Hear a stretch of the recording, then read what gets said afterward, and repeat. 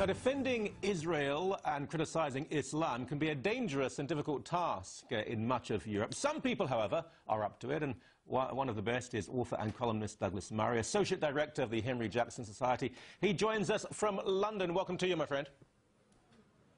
Great to be with you again, Michael. Now, let's talk about your experience, first of all, because you have had some run-ins, and it can be quite intimidating when there's a lot of pressure, and some Muslim groups, they just assemble groups of their supporters, quite thuggish at times. They're trying to intimidate, aren't they? Of course, that's the aim, that they shut down debate, basically. You hear a lot about censorship, you hear a lot about people shutting down debate, but this is a really good effort at it. After all, people generally are intimidated by physical intimidation, and Islamists are pretty good at that. Mm-hmm. Have you ever felt frightened, intimidated? Have you thought there is a genuine, tangible threat to you? On very few occasions, but yes, I mean, one notable one was a few years ago when a notable hate cleric in the UK called Anjem Choudhury was due to debate me in London, and I said I would debate him. We were going to debate Sharia law, and I was rather looking forward to it, I have to say.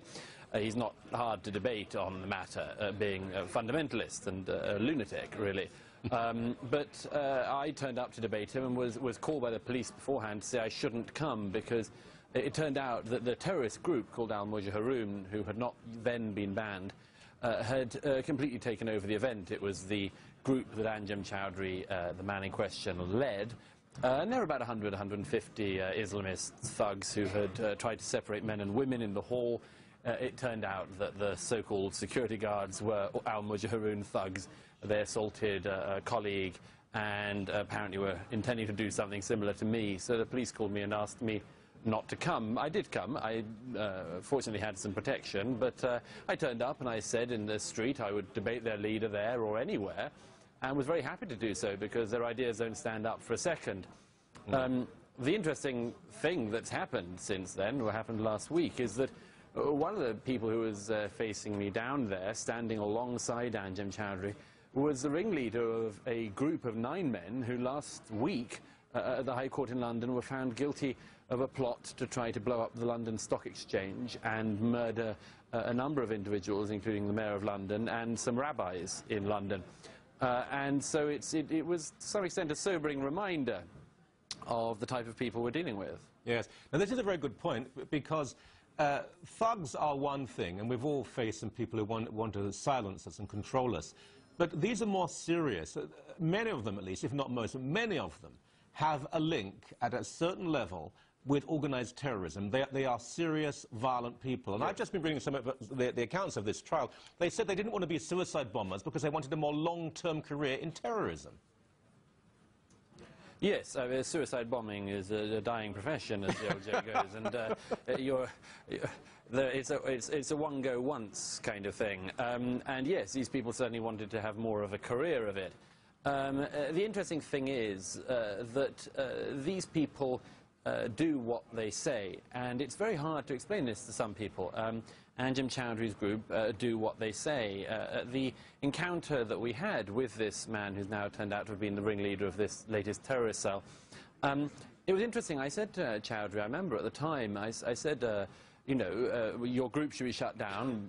We've worked it out at my organisation that 1 in 6 people in the UK convicted of terrorism-related offences have been members of your group.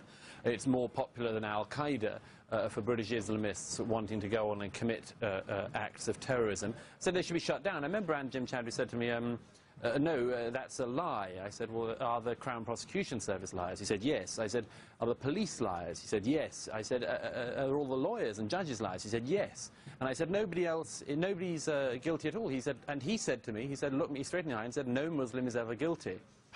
And it was such a startling, bizarre thing to say that a lot of people sort of found it almost laughable. I did myself, to tell the truth.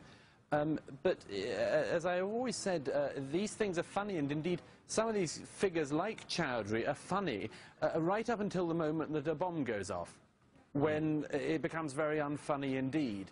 And this is a big problem, I think, for our societies, in Canada and Britain and in all of our societies, which is on the one hand, not to be so terrified that people don't speak up, say what they think, and have fair, free, open discussion.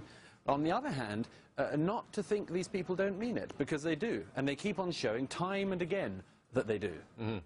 I think this is an extremely important point, because at least since the triumph of fascism in the 40s, even during the Cold War, we assumed a certain level of consensus in terms of right, wrong, and truth and lie. The Soviets lied, but they knew they were lying, and they couldn't quite look you in the eye. But today, when it comes to radical Islam, it's a different language, it's a different conversation, a different context. Yet many people in the West seem extremely gullible. They still want to treat people as gentlemen when they're anything but. Yes, I've always said that the single most impenetrable idiocy of our age is the thing we constantly hear from Islamists who say to us, say my religion is peaceful or I'll kill you. And if you can't get the irony in that, if it's not explainable, if it's not understandable to you, then it's very hard, as you say, to knock through a wall of complete incomprehension like that. But wider society, of course, does understand that.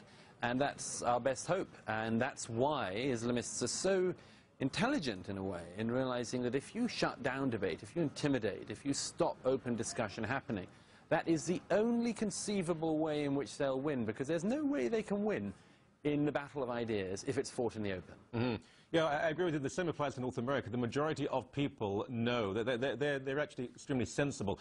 But if you like, the chattering classes, mainstream media, I hate to use these terms, but that they are constantly, and I don't think it's even naivety, they want to be, it seems, seduced by the other side. Yes, I mean, it's that fantastical sense that Westerners have now, that if somebody says they hate you, then it's probably your fault. Yeah. And they probably have a reason for it. It's the allure of everything other than something you might call your own. Yeah. Yeah. Well, it's an extraordinary disease. Yes, it is. Well, white guilt is a terrible thing to waste. Douglas, as always, a great pleasure. Thank you so much, and please take care of yourself. Great to be with you.